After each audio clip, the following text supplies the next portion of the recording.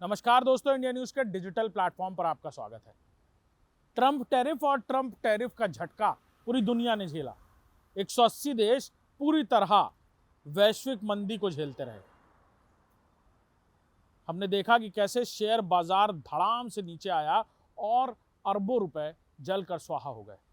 Share market के इस क्रैशडाउन के पीछे की वजह ट्रंप टैरिफ था। कई देशों ने इस ट्रंप टैरिफ के बचाव के लिए कई अलग अलग आयात और निर्यात से जुड़े हुए रास्ते चुन लिए और चुनने की कोशिश कर रहा है। भारत भी उनमें से एक है। वहीं इस वैश्विक युद्ध की बिगुल फूंकने के बाद अमेरिका ने चीन के साथ इस टैरिफ पर कुछ समझौता किया। चीन के साथ उनकी बातचीत न सिर्फ सफल रही, बल्कि राष्ट्रपति डोनाल्ड ट्रंप ने इस टैरिफ को घटाकर 30% कर दिया।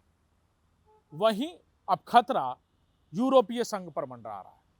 यानी 1 जून से यूरोपीय संघ पर यह ट्रंप टैरिफ 50%, सीधे 50% के साथ लागू होने जा रहा है। आयात और निर्यात पर होने वाले इस ट्रंप टैरिफ के हमले से न सिर्फ यूरोपीय संघ को भारी परेशानियों का सामना करना पड़ेगा, बल्कि वहां भी स्टॉक मार्केट से लेकर जितने भी बड़े तादाद पर रोजमर्रा के सामान हैं, उनमें भारी जो कीमतें हैं वो बढ़ने की आशंकाएं लगाई जा रही हैं। एक और बड़ी बात कि अमेरिका के राष्ट्रपति डोनाल्ड ट्रंप ने एक सोशल मीडिया हैंडल ट्रुथ पर बाकायदा पोस्ट करते हुए लिखा है और ये जानकारी दी है कि यूरोपीय संघ से उनकी बातचीत किसी नतीजे तक नहीं पहुंच पाई, कुल मिलाकर सफल नहीं रह पाई। और अब 1 जून से डोनाल्ड ट्रंप की तरफ से जारी किया गया ट्रंप टैरिफ 50% यूरोपीय संघ पर लागू होगा।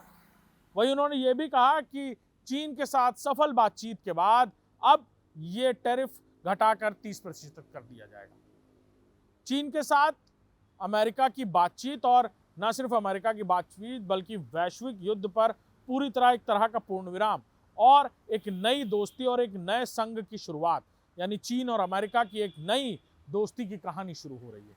वैश्विक बाजारों में चीन और अमेरिका, जो दोनों ही अपने अपने इलाके में लीडर्स माने जाते हैं, उन्होंने एक दूसरे का सहारा लेना बहुत लंबे समय से बंद कर दिया था। आयात और निर्यात की बात करें तो एक दूसरे पर डिपेंडेंसी लगभग खत्म हो गई थी। शायद यही वजह है कि चीन पर ट्रंप टैरिफ का असर उतना नहीं पड़ा, लेकिन शुरुआत में चीन इस बात का विरोध कर रहा था।